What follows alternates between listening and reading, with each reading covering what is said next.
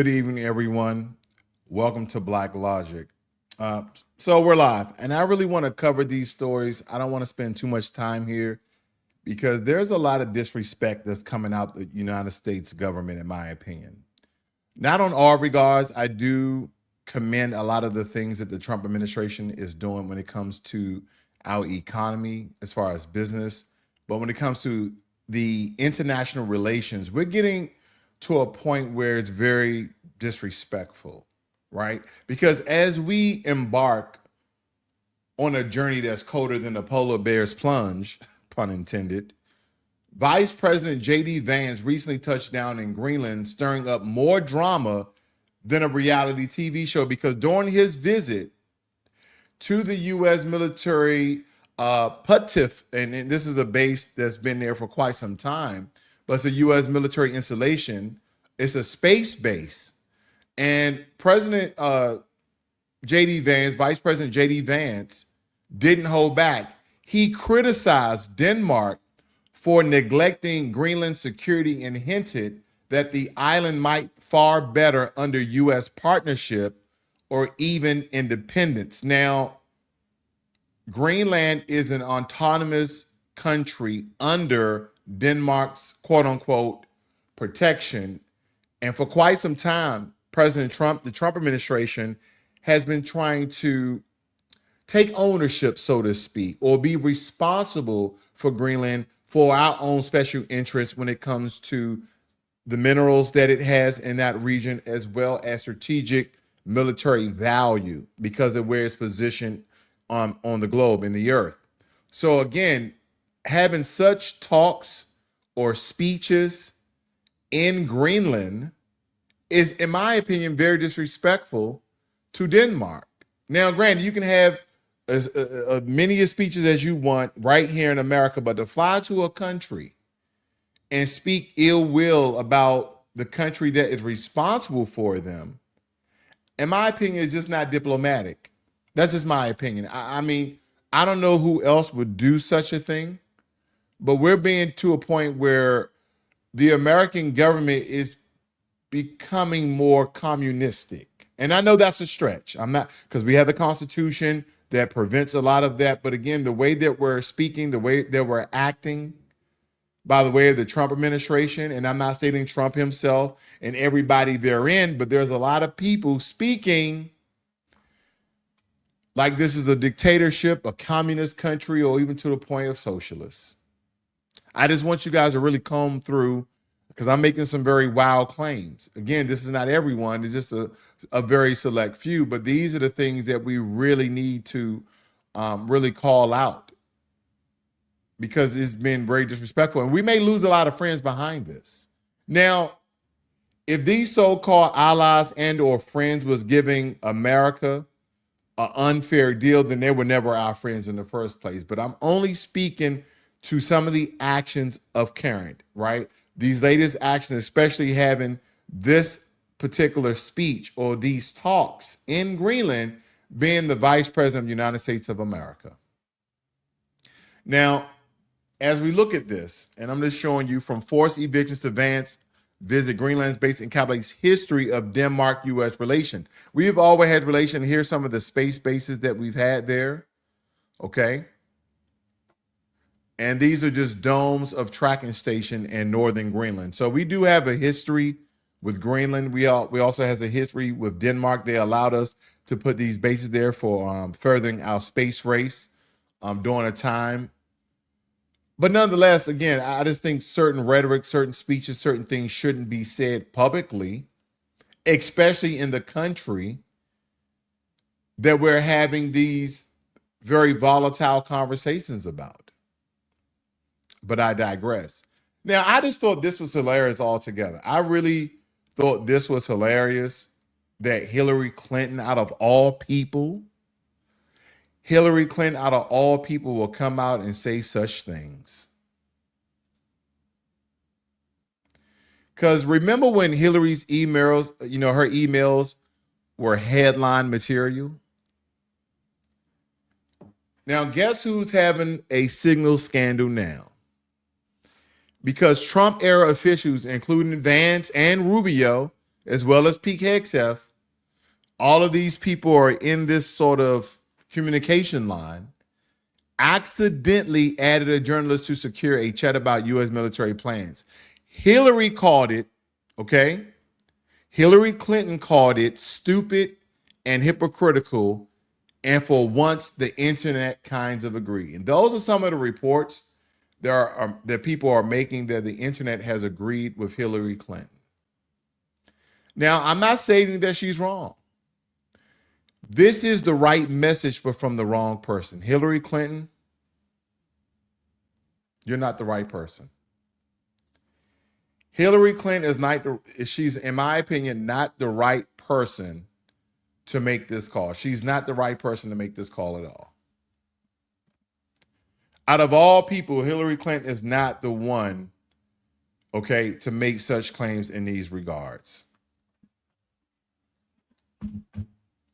But I did find a clip on Instagram for you guys of someone who had a very interesting take on the Hillary Clinton emails, as well as this signal chat of a security threat that was released to a journalist.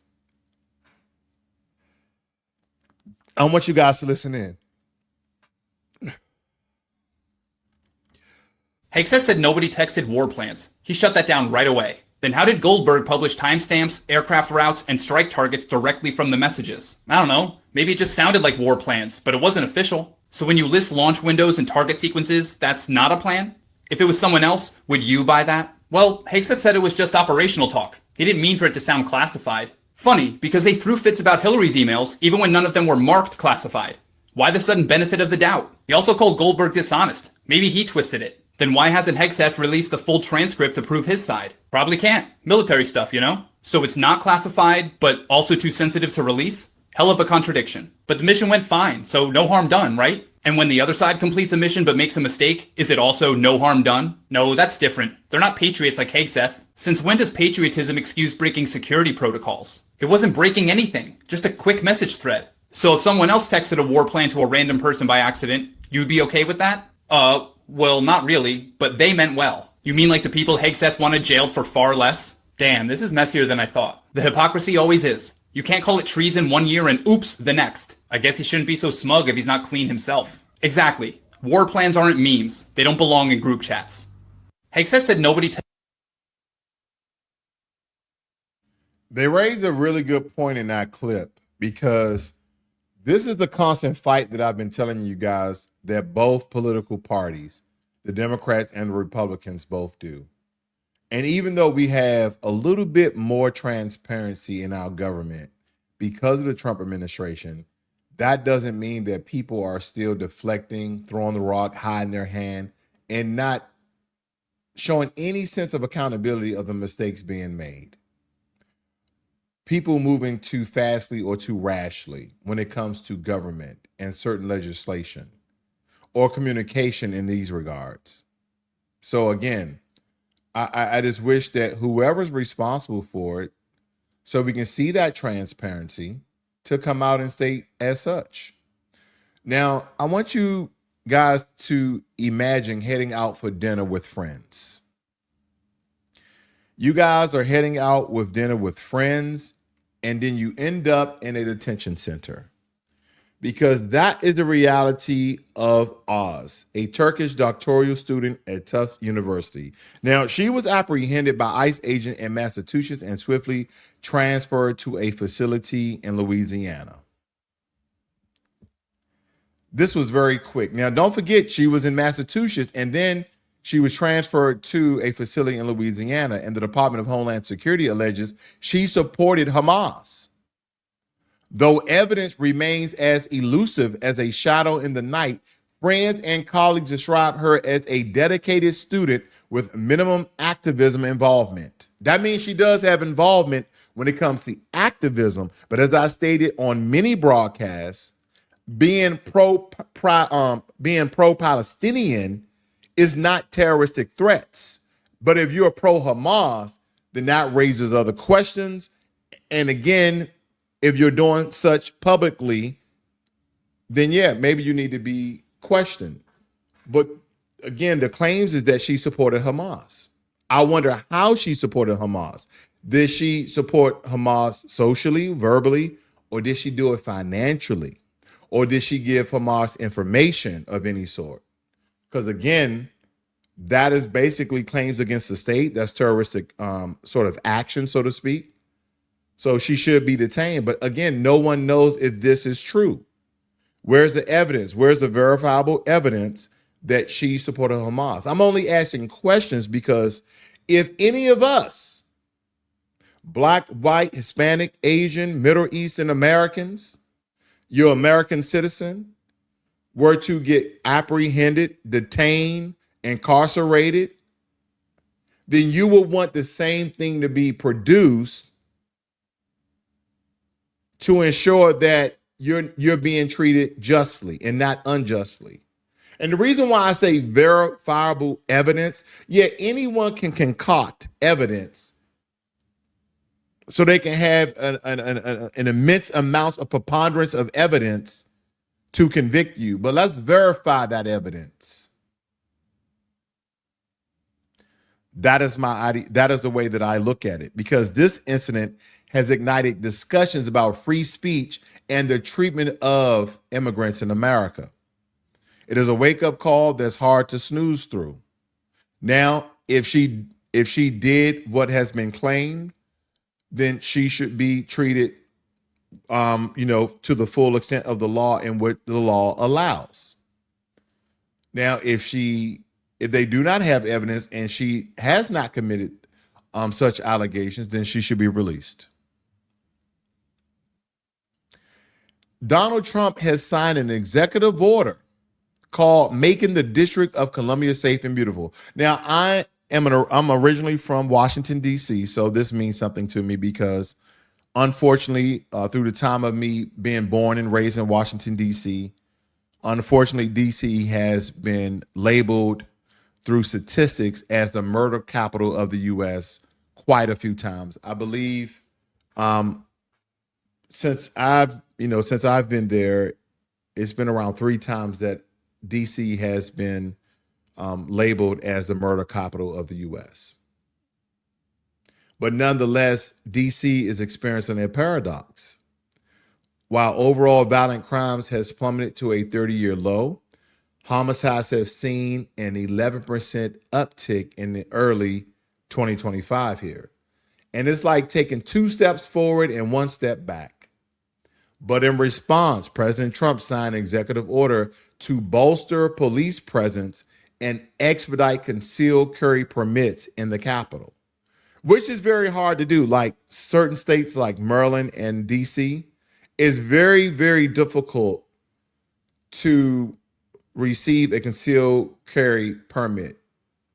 Now, the initiative aims to make DC safe and beautiful, but critics question the approach and the effectiveness and the implications therein. Now, when people say being tougher on crime and that having increased police, presence in DC, now they're not naming all of the federal entities of law enforcement in DC, but you do have the Department of Homeland Security, the FBI, the U.S. Marshal Service, the CIA, the DEA, the ATFs. We have a lot of federal government entities in DC. So I wonder how they will go about to decrease crime, violent crime, and how they'll go about fighting crime. But we understand that the face of crime in America, unfortunately, is anti-American, because there's many groups that make up of America. There's many demographics, there's many races that make up America. But when it comes to crime, they try to paint Black people as the face of crime in America, which is absolutely untrue. Do Black people partake in crime at the same rate and the same percentage as whites in America, Asians in America, Hispanics in America? And I think that people only look at crime in one way. People look at crime in regards to murder, the selling of illegal paraphernalia, but they don't look at crime when it comes to fraud, theft, home entry, mass shootings. Because if we look at the different demographics in America, said groups commit particular crimes. You're going to have higher rates of crime when it comes to blacks. You're going to have higher rates of crime in certain areas when it comes to whites. Okay. Not everyone, okay, not every Asian, not every Hispanic, not every white, not every Pacific Islander, not every black are committing the same crimes at the same rate. That's not how it works. Particular groups commit certain crimes more so than others. And I understand because of our judicial system, some crimes garner higher prison sentencing. So again, we have to look at these things very analytically and not be emotion, and based upon legacy and mass media, how they depict crime in America. Crime is crime. Now, the reason why I say it that way, because I understand that a lot of people are Christian. I understand that you're faithful Christian. I understand that a lot of people's faith is Muslim as well as Buddhist and other religions. But in America, America was built off the Christian religion, the Christian faith. So in the Bible, no sin is greater than the other sin. I'll leave you guys with that. I'll let you guys ponder on that a little bit. But nonetheless, President Trump signed an executive order to make Washington, D.C. beautiful and safe. Oil prices are riding a roller coaster influenced by trade wars and supply concerns, and the recent U.S. tariffs on country purchasing oil from Venezuela and restrictions on Iranian oil trade have tightened supplies because these countries we're not allies with when it comes to Venezuela and Iran or Iran. And because of the tightening supplies is pushing prices near 1 month highs. So again, I know you've been seeing the increase of oil prices via gas prices all across the U.S., and this is the reasons why. And fears of a global recession due to escalating trade tensions have tempered these gains. And a lot of the analysts predict continued volatility as markets react to policy shifts and the geopolitical events. Now, for us, the consumers, this means fluctuating gas prices that could impact budgets nationwide. You know, it's been very hard to balance my budget this year. And we're going to get on the egg prices as well. Matter of fact, let's jump right to the egg prices, if we will. Because in a very unexpected twist, U.S. border agents have seized more eggs than fentanyl. U.S. border agents have seized more eggs than fentanyl. And in the first 2 months of 2025, soaring egg prices fueled by avian flu outbreaks have led to increased smuggling attempts from Mexico, where eggs are significantly cheaper. While drug interdiction remains a priority, the surge in agriculture smuggling highlights the diverse challenges faced by broader enforcement agencies. And it's a reminder that border security isn't just about narcotics, it's about protecting our food supply and our economy as well. As some people may believe, now granted, egg is one of my favorite foods. Eggs is one of my top foods when it comes to protein and also the nutrients that are condensed in eggs. And I'm not just talking about egg whites, and I'm talking about egg yolk and egg white. I eat the entire egg. Because some people are like, you eat the egg, you raise your cholesterol. I raise your good cholesterol. But I digress. I won't get into a nutritional class, but I will say this. Am I for the illegal smuggling of eggs? Eggs right now roughly are around $10 a dozen. You're almost spending $1 per egg. And if we're smuggling eggs from Mexico, can we just do a trade deal?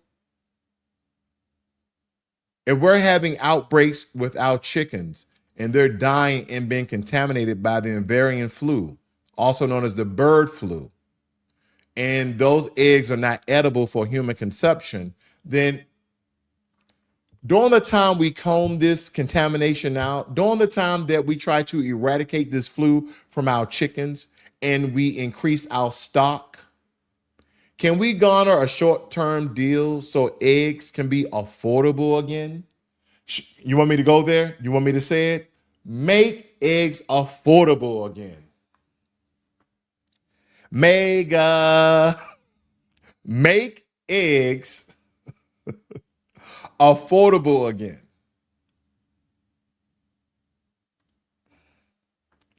Because right now, eggs are astronomically high. And when it comes to your monthly or your quarterly budgets, gas prices are all over the place. You know, 1 week is $2.38 a gallon. The next week is $2.80 a gallon. And in other places, depending on where you live, you know, add $1 or $2. California, $4.20. You know, Massachusetts, $4.50. I'm just throwing out arbitrary numbers there, but it's been very expensive. And look, it states here that CPB agents have been especially busy at some ports of entry. The San Diego field office has seen a 158% increase in egg interception since the last fiscal year ended in September. So this has been going on for quite some time. So that means that we've been knowing about the bird flu for quite some time, and we knew that this was going to increase egg prices.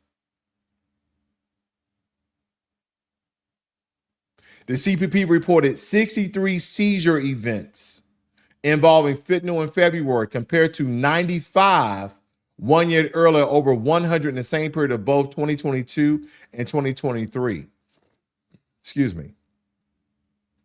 So again, there's a rise in illegal egg activity over the border from Mexico to America. Can we just do a trade deal? Eggs are very expensive. And believe it or not, eggs is a hallmark, is a staple of America. I want you guys to think about that. When I travel the country, eggs is becoming more common in some of these other countries' breakfasts. But for most countries, eggs wasn't, outside of the Western world, eggs is not a breakfast food, right? They use X's and batters and mixes and other sorts of plates of food. But Americans are the ones who eat eggs for breakfast mostly, as well as some other countries. But again, not most countries are eating eggs for breakfast. If anything, that has been, America has made eggs well known to eat during breakfast. And a typical American breakfast is bacon, eggs, toast. Now, I know a lot of you guys are throwing your home fried potatoes and your biscuits and gravies and things of that nature, but a basic American breakfast we all know is eggs and bacon and toast.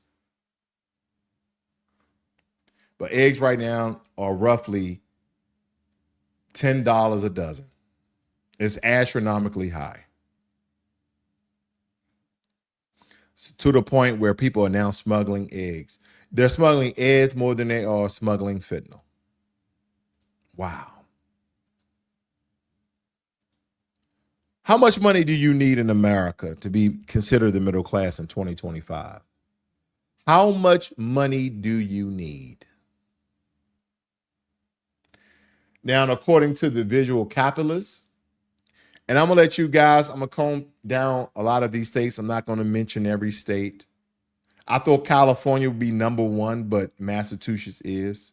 But maybe you'll see your state here in which you consider the lower end of being middle class. And again, I break them up. I break up the middle class in three parts. You have the lower middle class, the middle class, and the higher middle class. So as you're looking at these numbers, you see lower bound and upper bound. Just kind of cut it in the middle, and that's the middle class, okay? So Massachusetts be considered middle class in the lower bound, 67,000, as well as New Jersey, 66,000 for Maryland, 65,000 for New Hampshire, and 64,000 for California. And on the top end, 200,000 for Massachusetts and $191,000 for California. Now, I want to look at the top 10 states here. Massachusetts, New Jersey, Maryland, New Hampshire, California, Hawaii, Washington State, Utah, Colorado, and Connecticut. A majority of these states here, like Connecticut, as well as New Hampshire, Maryland, New Jersey, and Massachusetts, are all East Coast up north states. So the top 10 is very expensive to live. I'm surprised New York isn't up here, but it's very expensive to live in the Northeast. Now, when you get past 10, let's see the top 15. You have New York, Rhode Island. Again, these are both northeastern states. Virginia is considered the South, but it's still on the east. It's right around Maryland and DC, so very expensive. You go to the top 25. You see Texas, which has been known to be far less cheap than a lot of other states, but now, because a lot of Californians and people from Washington State and New York are all moving to Texas, prices have risen astronomically. Look at North Dakota. Who would ever think it would be expensive to live in North Dakota? You have to make at least $50,000 in North Dakota to be part of the middle class, and a higher end, $153,000. And I'll just jump right to the bottom here as you guys are looking at your states and see where you land economically. West Virginia is second to last at $37,000 to $112,000. Mississippi, $36,000 to $108,000. And again, I'm looking at states that I'm just going to be real with you guys. I don't know anyone that lives in these states. I'm going to take the I'm going to take the last 10 states to see if I know of anyone that lives in these states. Give me a second here. Let's start from 40. South Carolina, I believe I know maybe one person. Ohio, no one. Tennessee, no one. New Mexico, no one. Alabama, maybe one person. Oklahoma, I don't believe so. Kentucky, no one. Arkansas, no one. Louisiana, maybe one person. West Virginia, maybe an old college buddy because I went to West Virginia. And Mississippi, maybe one person. And a lot of these people I can't recall because maybe they was in the military, but as current day, I don't really know anyone that lives in those states. Don't get me wrong. A lot of these states, those last 10 states that I just named, have large populations of different demographics, okay? But we understand that a lot of people tend not to live in those states. They're not as populated as other states, okay? Because most of these states, especially that last 10, is mostly farmland. It's mostly farmland. So that's why it's cheaper to live there. And if we go up just a little bit to South Dakota, Wyoming, Iowa, Montana, these are like farm and ranch states. Indiana, Kansas, okay, with the exception of Michigan. But certain places in Michigan are very expensive as well. But Missouri, South Carolina, a lot of that is where America does a lot of the farming. So they're less populated. So they're not as expensive. Okay. But other than that, that's pretty much what I have for you guys. But I will leave you with some inspiration. Because as I told you, as I end my videos, I try to give you guys something fun to look at or something insightful or intriguing. So with that being said, I'll leave you guys with this.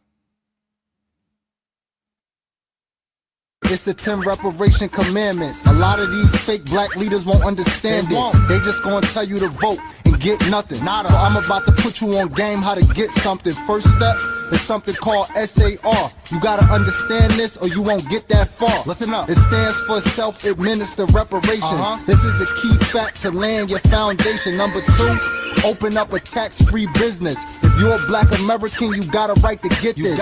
Here's an example of mine, so don't stress. And then you'll get a master file with the IRS. Number 3, open up a garnish-free account. You don't need these folks taking all the money you amount. See, the system attacks your money from all angles. So I'ma show you how to be tax-free and stable. Number 4, you never heard this before, but if you own your shack, no more property tax. Number 5, learn about human rights, not civil rights. Civil rights is just permission. Human rights is good for life. Number 6, gotta learn your genealogy. Not the DNA test, but the records that they keep. Number 7, understand nationality. As a 14th Amendment slave, you will not be free. Free person applies to white posterity. When they made you a citizen, they took out the word free. Number 8, Gotta learn real history. Most of us didn't come off boats originally. Number 9, your reparations is for genocide, not for slavery. And here's the reason why. Our genocide still happening till today. And what else? And they don't need a study like what they try and say. Number 10, the General Assemblies and check it. It's the 10 All right. So hopefully you guys enjoy that. You guys have a great and wonderful evening. This is Blacklogic.